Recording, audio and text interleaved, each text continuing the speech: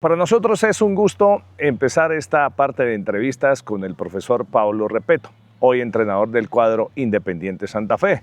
Lo recordamos siempre dirigiendo en Ecuador, en Liga Independiente del Valle, en Nacional de Uruguay, en México en Santa Laguna y antes de llegar aquí a Santa Fe con Nacional de Colombia. Profe, gracias por atendernos. ¿Cómo lo trata el clima colombiano? Hola, un gusto. Sí, la verdad que un poco lo que hablábamos fuera de cámara, ¿no? Lo lindo que es el clima, ¿no? De la temperatura, de que es todo el año el sol. La verdad que se disfruta. La verdad que nosotros, capaz que ustedes no lo valoran porque lo tienen, Claro. pero nosotros que de repente tenemos en Uruguay esos meses de invierno, que a veces hay semanas que no está el sol, lo disfrutamos mucho. Profe, usted vive en una zona cercana, aquí sí a la concentración de Santa Fe, una zona que para nosotros es característica de muchas cámaras de velocidad. ¿Le han hecho algún parte en este tránsito de donde usted vive aquí a Santa Fe? La verdad que cuando vea cuando el registro ahí me voy a dar cuenta. Pero sí veo que hay unos cuantos, cuando me voy, que hay unos cuantos radares, algunos dicen que andan, otros no. Pero bueno, hay que tratar de cuidarse. A veces capaz que uno distraído puede convertir una infracción, pero hay que cuidarse porque también por algo están los radares, ¿no? Para preservar la salud de la persona que maneja y también de los demás, ¿no? Sí, profe, estaba leyendo un poquito sobre su historia. Sufrió una lesión cuando era jugador. ¿Era bueno o era No, yo regular? siempre digo lo mismo, ¿no? Que uno cuando habla en las comidas con amigos, están los que dijeron, no, yo no jugué al fútbol porque me gustaba salir, Claro. otros que me dediqué a estudiar, entonces yo puedo decir que no seguí en el fútbol porque me lesioné. Eso es una excusa, una buena excusa, no, la verdad que podía haber seguido jugando, pero no era un jugador de nivel. Imagínense que después de una lesión como tuve, tenía 26 años, estar un año sin jugar, ahí dejé el fútbol también porque tuve la posibilidad, en ese tramo que me estaba recuperando, tuve la posibilidad bueno, de dirigir, de comenzar a dirigir. Yo estaba haciendo el curso, no lo había terminado, y ahí me ofrecen dirigir Fénix, el equipo que yo había jugado, el equipo de mi barrio, y ahí tuve que tomar la decisión y empecé a dirigir con 26 años. Pero, ¿por qué técnico? ¿Qué le decía que usted podía ser entrenador? No, primero porque me gusta el fútbol y quería estar cerca del fútbol. Y después porque yo veía entrenadores que tenía, veía cosas buenas, de algunos veía otras cosas malas. Y, y en algunos casos sentía que de repente cuando era jugador y veía que el técnico ponía el equipo que me parecía le iba bien, entonces me agarré fuerza de que me podía ir bien a mí también. Y a veces veía cosas que hacían mal y yo decía, la hizo mal. Y salía mal. En algunas, ¿no? Claro. No siempre, ¿no? Ni hablar. Sí, sí. Pero entonces dije, creo que no estoy opinando mal. y, y ahí hice el curso y sobre todo la pasión, ¿no? Por el fútbol, estar cerca del fútbol, al que le gusta es estar toda la vida, ¿no? Y eso fue el factor principal, ¿no?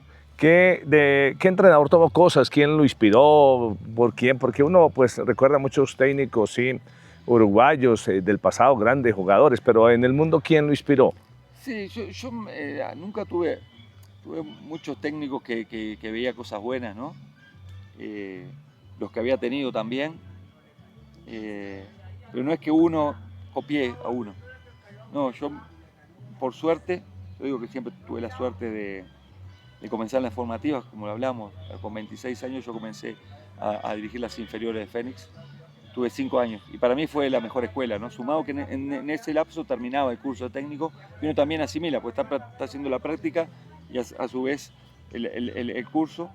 Y fui viendo cosas de todos los entrenadores, fui sacando cosas de los que tuve, de los que veía, por poner ejemplos. Bueno, yo había tenido un técnico cuando debuté, Penino, que me dejó cosas. Julio Penino, que era un técnico, bueno, sigue siendo entrenador, pero no está dirigiendo.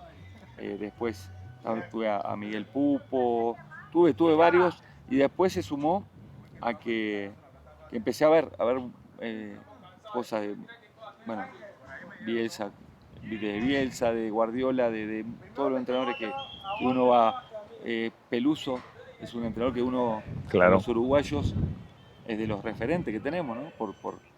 Porque ganó en todos lados. Sí, aquí ganó la Suramericana. Sí, acá y en todos lados, que es un poco... Uno siempre tiene los referentes de generaciones... Lo van llamando. Claro, y fui sacando de todos, ¿no? De todos cosas, pero ni hablar que la práctica me fue también puliendo a mí y la experiencia, ¿no? Ya llevo 20 años, comencé a los 26. Sí, muy joven. Y tengo 52. Digo, cuando digo 20 años a nivel de primera, dirigiendo... Antes 6 años. 26. Sí. 26 y 20 a nivel de primera, ¿no? Uy, ya bastantes años y muy joven. Profe, en Colombia decimos, no sé si en Uruguay, en el mundo, que para uno ser entrenador necesita entre ellas ser terco, que no acepta hacer muchas cosas. ¿Usted tiene eso o no comparte esa opinión? No, mira, cuando uno, ¿qué pasa? Esa palabra terco se utiliza cuando uno de repente pone un equipo o pone uno o dos jugadores que para la mayoría no... Que el hincha no quiere. No quiere. Entonces ahí viene el terco, ¿no? No pasa por terco, pasa por estar convencido de lo que uno quiere, a partir de análisis, ¿no? No es que uno se le ocurre una cosa, no, hay un análisis y después uno también a partir de ese análisis tiene que ver qué hay atrás, porque a veces no, pero ¿quién? Claro. Siempre está esa, ¿no? De, no, no. Bueno, pero está bien, pero ¿quién si no? Entonces, uno, dentro del análisis que hace, yo no me siento un entrenador egocéntrico de la parte de cuerpo técnico, ¿no? Yo tengo un cuerpo técnico y escucho a mi cuerpo técnico también. Ni hablar que tomo la última palabra. Es como escucho a los directivos a la hora de tomar decisiones con contrataciones, como uno tiene que estar abierto a todo. Pero bueno, a veces uno está convencido de cosas y tiene que mantenerse para estar tranquilo con uno, ¿no? Porque si uno cree una cosa y hace otra condicionado por otros factores, se está traicionando a uno, ¿no? Claro, porque por ejemplo, sí, para tocar otros temas, el hincha también de Santa Fe dice, ¿por qué no volvió a jugar Gilmar? ¿Por qué no está Cristian Mafla ahora? Sí, o sea, jugadores que eran titulares. ¿Por qué no puede jugar con los 4 extranjeros y los 4 son... Bueno, son preguntas que se hace el hincha y se las quiero transmitir. Sí, ni hablar que siempre... Yo el otro día me preguntaban lo de Gilmar, por poner un ejemplo que usted no nombró. Entonces, yo decía, está bien, pero si juega Gilmar, no juega Daniel Torres. O Toscano. O en el caso estaba Johan en el banco. Entonces siempre va a estar esa pregunta. Total. Va a decir, ¿por qué no juega Daniel? ¿Y por qué no? Claro, pero lo que pasa es que a veces juegan 11 y entran uno. Y yo entiendo también el pensamiento de la gente, ¿no? Porque la gente no puede hacer un análisis como de repente hace uno como entrenador. Gilmar era titular, jugó prácticamente, nosotros lo queremos, hoy está con nosotros y va a tener posibilidades y ya jugó con Magdalena y se van ganando el lugar. Y después que uno le gana el lugar al otro... Difícil volver. Hay que esperar. Y él tuvo lesiones y le tocó esperar, ahora le toca esperar. Y no es que no lo tengamos en cuenta, lo mismo que Mafla tuvo una lesión importante, que lo tuvo prácticamente 3 meses para poder jugar un partido, recién con Magdalena, hacía 3 meses que no jugaba, no hizo la preparación adecuada, porque en los amistosos no estuvo, porque tuvo una para larga, y no es un jugador de 20 años, un jugador ya tiene 33 años, que cuesta siempre con la edad un poco más. Entonces ponemos todo eso en la balanza. Mafla es un jugador importante, lo queremos, jugó siempre con nosotros, siempre. Siempre era titular. Imagínense, si jugó siempre porque lo queremos, ¿no? Y está en el plantel. Pero bueno, hay momentos y momentos y vemos los momentos. Por ejemplo, nosotros jugando ahora estos partidos que tenemos que jugar son finales, ¿no? Con River, y tiene que jugar el que esté mejor. Porque no podemos pensar en que juegue un jugador para prepararlo para el futuro, porque es así. Entonces, o sea, que quede claro que yo no soy el dueño de la verdad y uno se equivoca también. Y entendemos la postura de todas las opiniones de la gente, porque todos tienen su fundamento y nadie es el dueño de la verdad tampoco. Profe, pierde usted para enfrentar a River y quizá para muchos más partidos a Mosquera Marmolejo, tiene ahí sí a Weimar Asprilla. Uno siempre se pregunta, oye, y muchos técnicos han hablado, hay que partir de un gran arquero para hacer grandes campañas. Decía el médico Ochoa, técnico famoso acá, que un arquero que me deje dormir. ¿Pesa mucho la ausencia de Mosquera Marmolejo? ¿Lo deja dormir tranquilo Weimar Asprilla? Sí, yo considero lo mismo que decía usted, bueno, de entrenador. Es fundamental un golero yo repaso mi carrera, los grandes títulos, las grandes campañas fueron de la mano de un gran golero. Total. Siempre miro y digo, pero tenía, por ejemplo, en la Copa Libertadores del 2016 estaba Ascona, en el título, nosotros con Liga de Quito, estaba Gavarini, que fue figura, en Nacional estaba Rochet, estuve en Defensor en Uruguay, teníamos a Martín Silva, todos jugadores, Todos jugadores hechos. todos goleros de Sí. nivel, hechos, y yo creo que es fundamental. Nosotros, bueno, Marmo ha sido figura con nosotros y antes.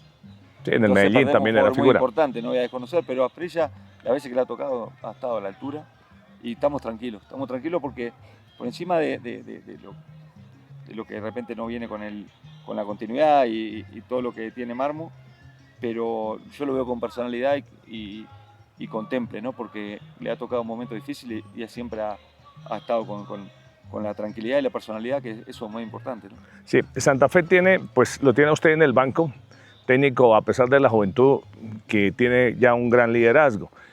Pero una de las diferencias que puede marcar Santa Fe, decíamos nosotros, es que tiene líderes en cada zona, con Mosquera en el arco, Olivera como central, Daniel Torres ahí en el medio de Rodallega. Es más fácil, más complicado manejar un equipo con tantos líderes, con tanto jugador que puede estar hablando, con tanto jugador que de pronto dice, esto no me gusta, cambiemos esto. No, al contrario, para mí es más fácil. Sí. Es más fácil, siempre y cuando los líderes sean positivos, sin duda. Cuando tenés líderes positivos te facilitan, porque te hacen el trabajo, el trabajo diario con el joven, son los que marcan ciertas pautas que hacen que uno tenga que ir un pasito hacia atrás, porque ellos son los que encaminan cosas que son fundamentales, ¿no? Desde el cumplimiento de los horarios, desde la conducta el respeto entre ellos con el entrenador también hacia ellos. Entonces te facilitan todos esos mensajes. Por eso yo cuando llegué al club dije que bueno, que hay que formar un equipo y también generar valores, ¿no? Pero me sentí muy identificado con los valores que tenía el club.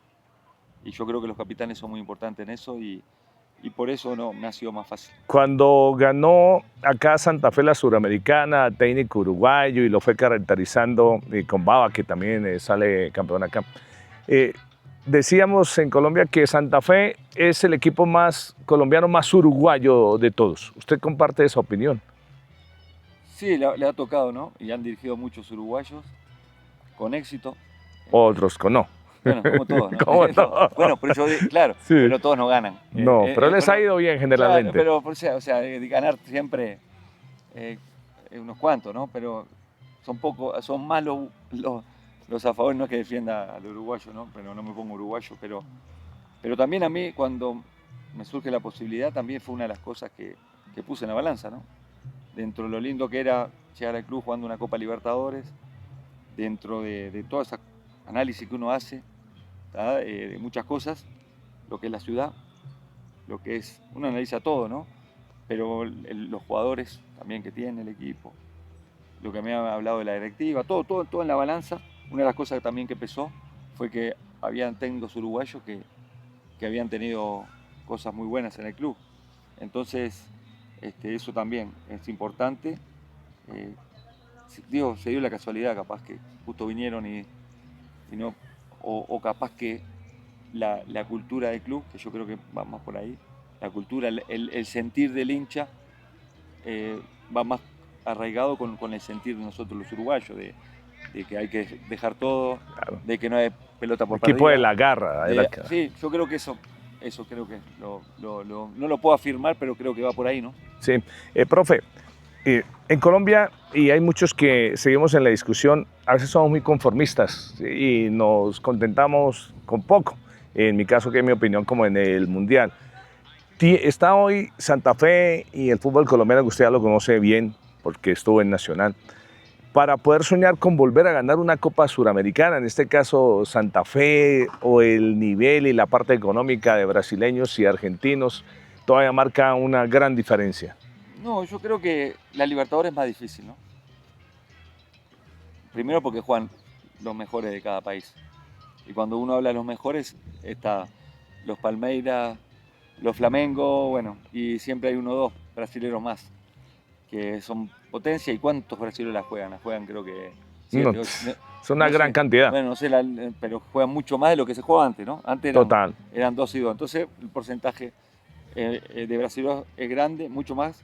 Y después que hay un presupuesto que, bueno, los brasileños como los argentinos, ahora nos toca arriba a nosotros, si bien no arrancó bien, pero uno ve el presupuesto y No, y estamos lejísimos. 10 ¿no? veces por encima de cualquier equipo colombiano. Sí, le pasa a Colombia, le pasa a Uruguay, le pasa a Paraguay, le pasa a Ecuador también.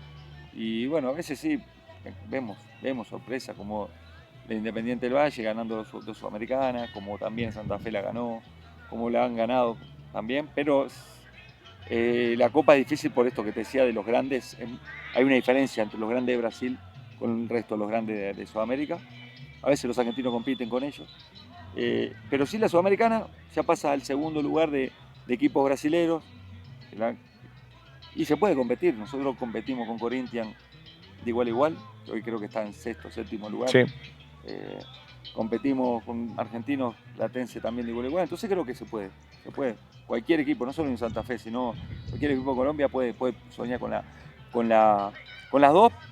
Es más realista la Sudamericana, ¿no? Por esto que hablábamos. Pero River es de esos rivales que, a pesar de su nombre y de su historia, no es de esos rivales que uno dice es invencible por el momento en que vive. Sí, no, nunca hay que pensar que son invencibles. Y a veces uno cree que es invencible por el momento y le puedes ganar. Y a veces te confías y no le ganás. Me tocó a mí, se habla esto de River por el 2016, ¿no? Y era el River de Gallardo campeón antes. Total. Y nosotros pudimos dejarlo afuera, el River campeón. Hoy nos toca el River que no está bien. Bueno, ojalá que siga así. Que siga así, que no se dé. Pero que se puede, siempre se puede, ¿no? Y los momentos lo hacen un poquito más, pero si usted analiza, el favoritismo lo van a tener ellos. Total, es el favorito. Es el favorito. Pero nosotros en el interior nuestro, como el del hincha, nos sentimos favoritos. Nos sentimos. Lo que sí, yo hablo mucho de no creer que es un rival fácil, ¿no? Es durísimo, es muy duro, tiene grandes jugadores, es difícil, independientemente del momento que esté, es uno de los grandes de América. Hace unos años atrás era el más grande a nivel de todos los resultados que había logrado a nivel internacional, ¿no? Total. Quiero en esa parte terminar con dos preguntas que se hace el hincha. ¿Qué le pide usted a sus, bueno, es que le han cambiado tanto de nombre, que volantes carrileros, que extremos, antes eran puntero derecho, puntero izquierdo, porque pues ahora están Obrián y Fernández Frasica, que son los que más están jugando. Ellos le cumplen con ese orden porque la gente dice, ay, pero es que Fernández Frasica se desordena, corre mucho, pero no es claro. ¿Qué le pide a ese jugador y si usted está contento hoy con esos extremos? Sí, nosotros en esa parte hemos cambiado, ¿no?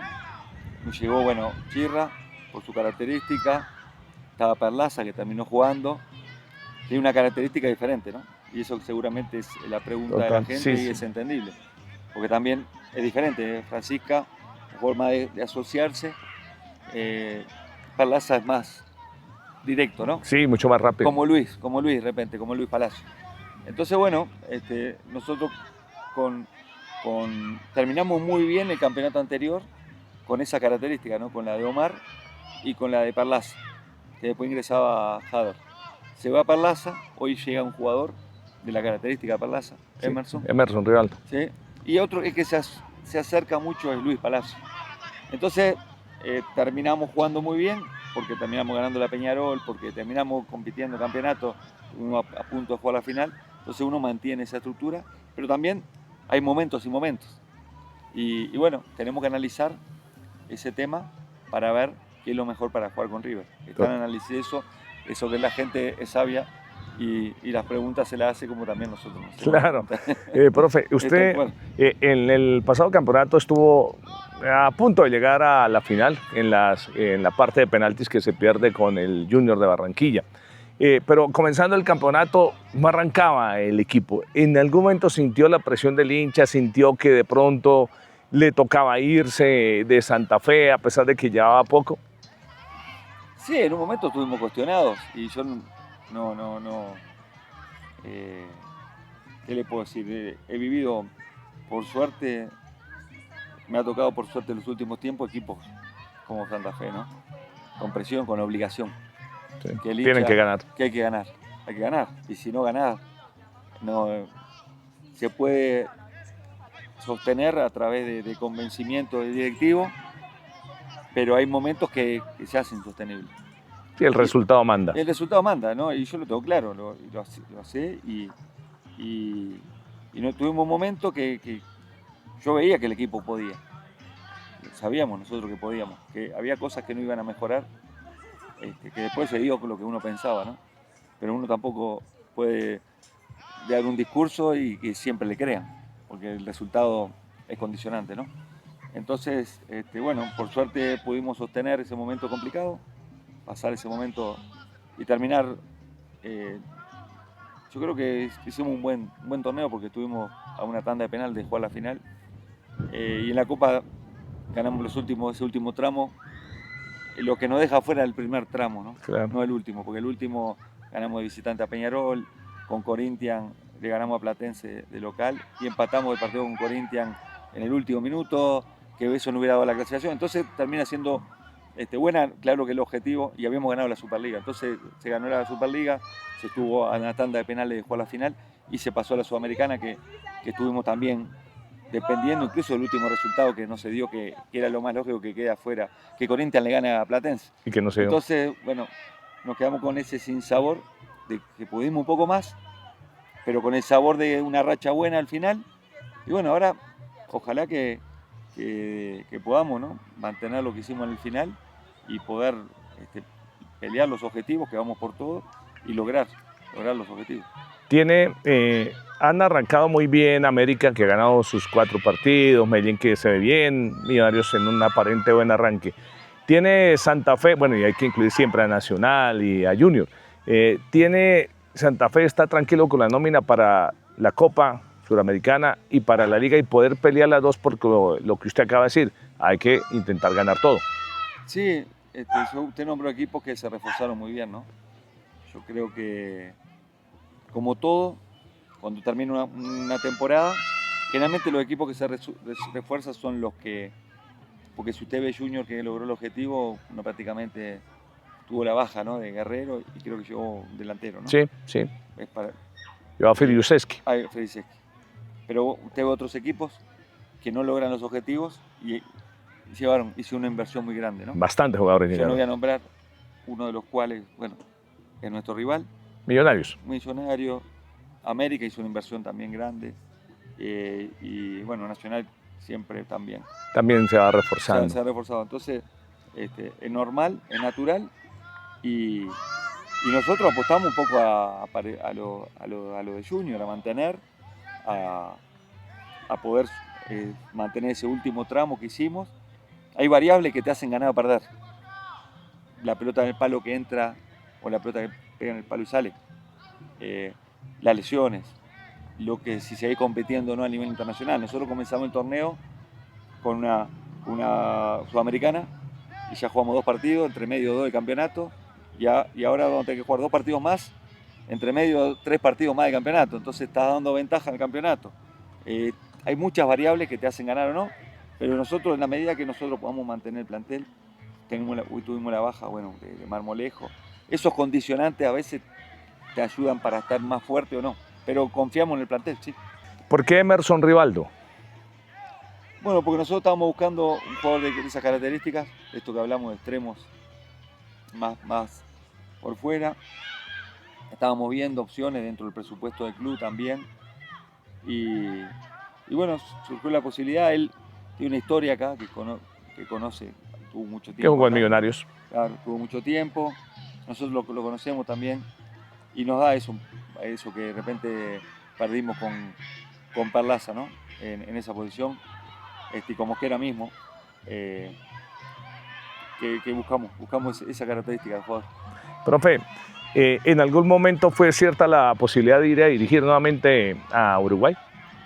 No, eso fue algo más de prensa, pero no, nunca me llamaron y fue a nivel de prensa como una de las opciones que manejó la prensa, pero hasta ahí llegó. También se llegó a tocar por la prensa uruguaya, bueno, ya nombraron a Diego Forlán, pero ¿tuvo alguna posibilidad, alguien le mencionó para ir a dirigir a Uruguay? No, por eso le decía que, de que fue más a nivel de prensa. No hubo nunca un llamado así, no. No, porque yo le mencionaba anteriormente, era Nacional, pero ¿qué opina de la llegada de Diego Forlán?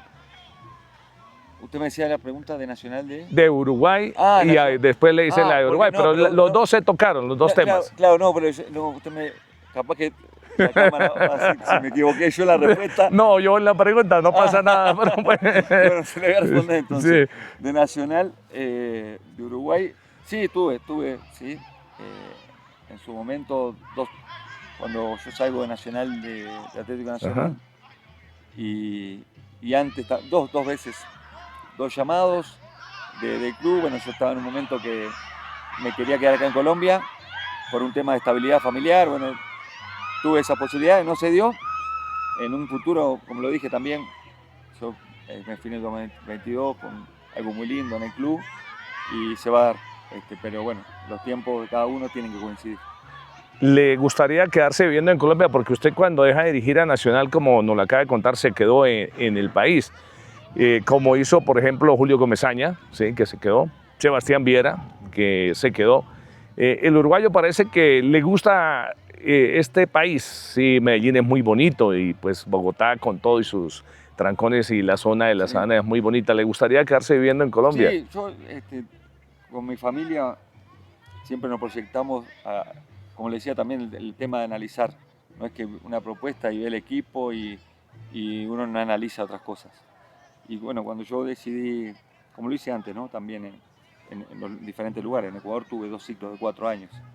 Un tema de estabilidad y tranquilidad porque uno tiene una familia también, ¿no? Y cuando llegué a Nacional firmé un contrato de 2 años en Atlético Nacional. Y con mi esposa teníamos ese proyecto de vida. Independientemente de lo que pasara en el laboral, yo me iba a quedar y me quedé. Y después, bueno, la verdad que no tenía pensado trabajar en Colombia como mi futuro. Pensé que, no lo descartaba, pero pensé que iba a tener otra posibilidad, que me iba a ir a otro lado. Y cuando surgió esto, la verdad que me gustó por seguir en el país, por lo que es el club, ni hablar, por la Copa, como dije, y también la ciudad también me gusta. Y bueno, el futuro irá, estoy cómodo acá, ¿sí? Mi familia, mis hijos, y el tiempo dirá, ¿no?, qué es lo que será el futuro. Claro. Un colega uruguayo me pidió que le hiciera esta pregunta. ¿A usted lo caracteriza Nacional? ¿Dirigiría algún día a Peñarol? Me pasa que, mira, me lo hicieron en Ecuador. Yo estaba en Liga de Quito con Barcelona, ¿no? Y yo dije que no dirigiera a Barcelona, ¿no? Pero ¿qué pasa? Esto es como una relación de pareja, ¿no? Uno ama a la persona hasta que te separás y haces el duelo y no te abrís a otra posibilidad. Pero cuando pasa un tiempo... Se abre, ¿no? Entonces yo hoy te digo que no, pero hoy. Y creo que mañana y pasado. Creo que pasado y mañana, pero no te lo puedo afirmar, porque sería afirmar algo que no sería lo lógico, ¿no? De cerrarse, ¿no? En todo. No, y ustedes son profesionales. Profe, ¿cuál equipo, yo sé que ustedes quieren ganarle a todos, pero a cuál en Colombia le satisface más ganarle? A Millonario, ni hablar. No hay chance, ¿no? No. Pensé que me iba a decir también Nacional. No, nosotros, el clásico. Lo que pasa es que, o sea, si me dice, usted me nombra Nacional, yo le voy a decir América, le voy a decir, no sé, Medellín, iba a decir los grandes, ¿no? Porque claro, porque hay Claro. una rivalidad, pero la rivalidad de Santa Fe, la de Millonarios, ¿no? ¿Qué espinita le ha quedado como director técnico decir, "Ay, aquí yo pude haber ganado, esto se pudo dar de otra manera"? ¿Sí, alguna espinita en su larga carrera de entrenador? Así que yo sentía que merecíamos más. Y sí, tengo dos equipos. Uno fue Liga de Quito, que habíamos ganado el título en el 2018, y perdimos el del 2019 y en el 20 las dos finales por penales.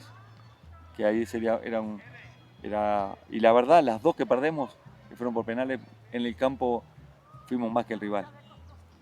De mi punto de vista, ¿no? Sí, sí. El rival capaz que dice otra cosa a otra persona. Pero es su sentimiento. Fue un sentimiento.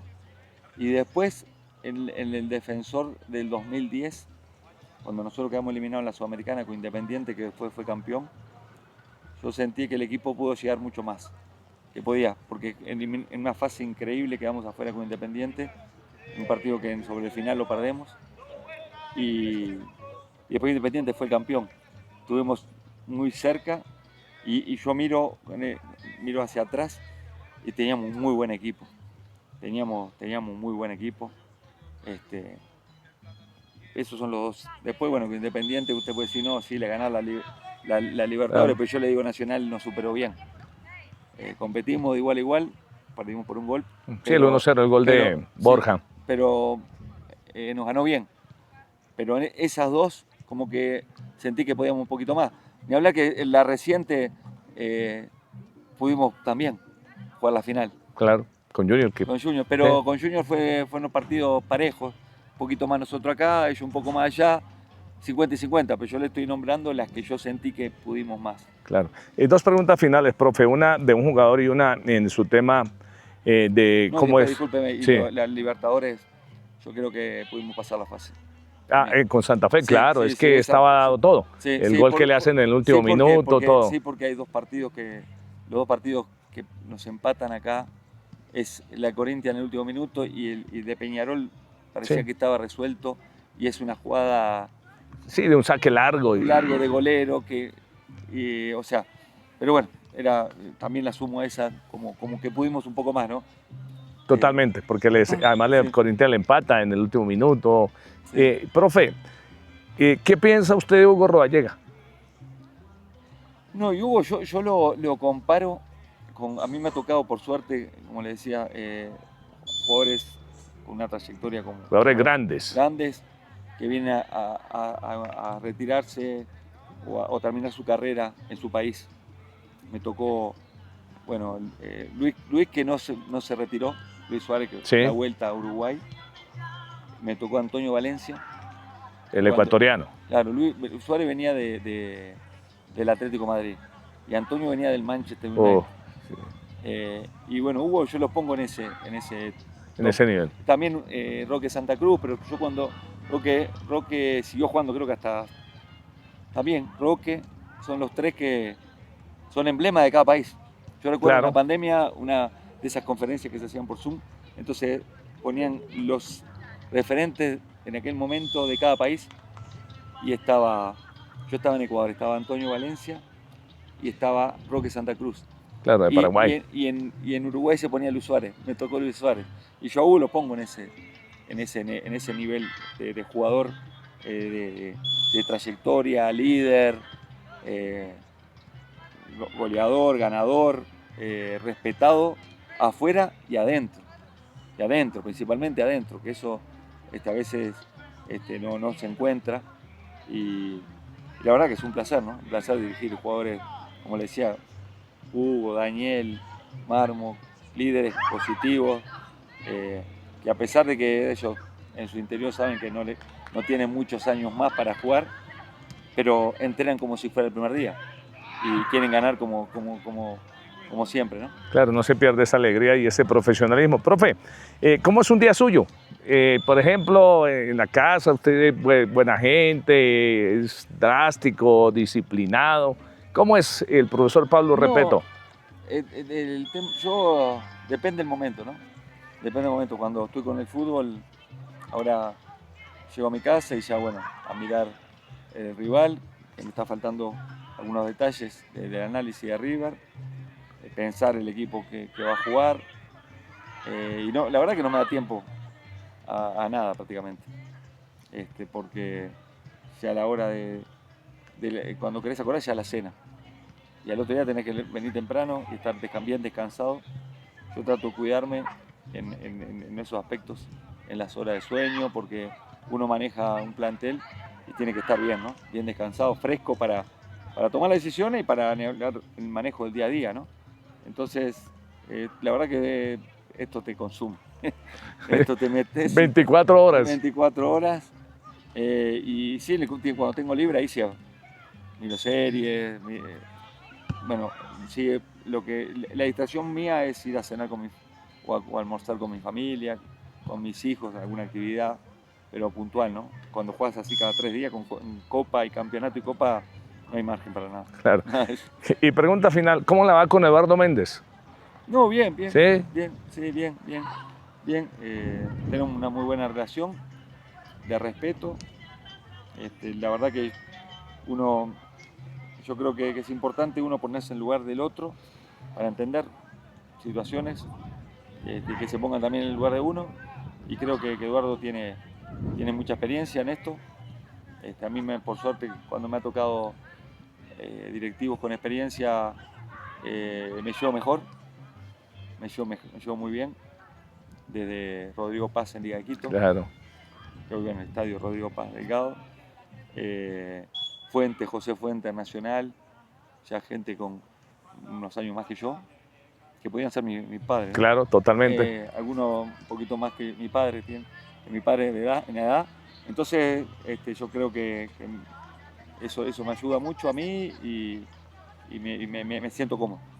Pues, profesor Pablo Repeto, de verdad, muchísimas gracias por todos estos minutos para conocerlo un poco más, para que el hincha también conozca del pensamiento de lo que hoy es Santa Fe, que como decíamos se caracteriza por su garra, que siempre lo ha marcado por allá. En una época había un jugador que corría muchísimo, ¿sí? Y era el ídolo de Santa Fe, no jugaba bien, pero se llamaba la Cachaza Hernández, pero no escatimaba de esfuerzo, ¿sí? Corría 90 minutos y así llegó a ser uno de los grandes, que es una característica de Santa Fe, el no dar un balón por partido.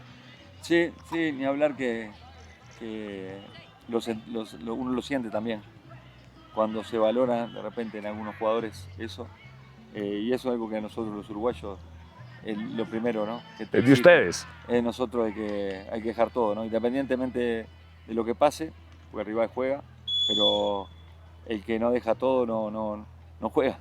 Total. Pues profesor Pablo Repeto, muchas gracias por estos minutos, muy amable, y que pueda seguir en carrera en Copa Suramericana. Bueno, un gusto y a las órdenes, saludos a todos también. Gracias, profe. Muy amable, profe. Y ahora las entrevistas, así como con el profesor Pablo Repeto, técnico de Santa Fe, las podrán ver en nuestro canal de YouTube. Así, parte personal, lo que ellos son, qué piensan de este deporte maravilloso, en lo que son sus equipos. Están cordialmente invitados.